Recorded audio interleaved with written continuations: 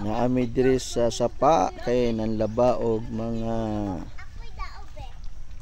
mga rags, mga trapo.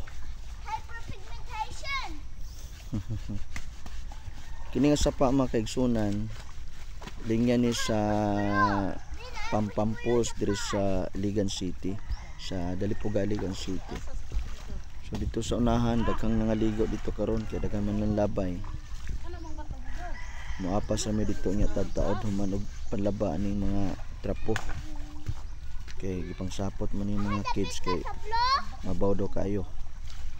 Ngita sila glalom. Priority na naman yung mga trapo kay daghan man. Bugnaw ning tubig diri sa kuan Pampampos. Diri ra pud mi magkuan. Maniud to kay nagbalon man mi.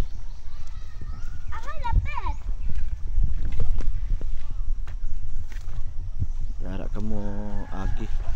Di pud puro daw basi na adire. Ana diya saan? U-box. Marakag na sa oh.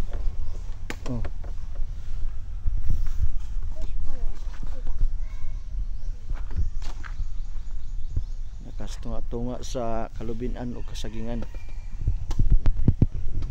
Bugnaw diri ang klima.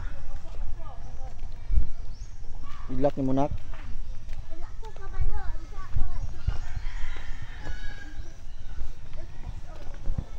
Okay.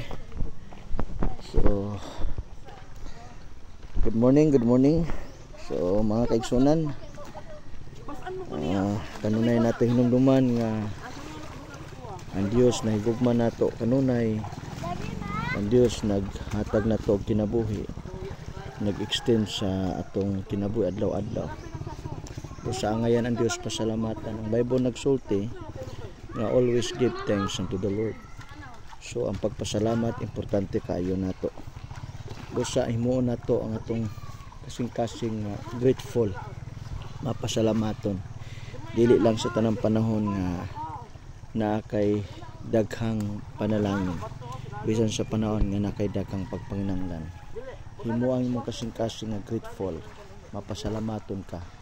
Kay ang kinabuhi dili ka bayran og sapi, no? Ang paginhawa nato munay dakong panalangin atong nadawat na imo pang makita ang mga nindot nga binuhat sa Dios.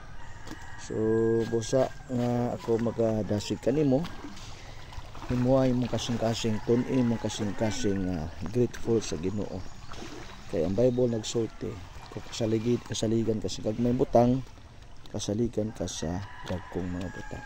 Sa mga pagsulay, sa mga pagpinanglan, mga gihambing nato sa pangkaluwasan, makahimo gyapon ta sa pagdaig, pagpasalamat sa Ginoo. So kana lang mga kaigsunan, simple lang kay atong mensahe ni kabuntagon. Bato ni ang pagka mapasalamaton sa Dios adlaw-adlaw sa imong kinabuhi. Mayang adlaw ug dalaygon ang Dios. Kana lang atong vlog karon. Bye-bye.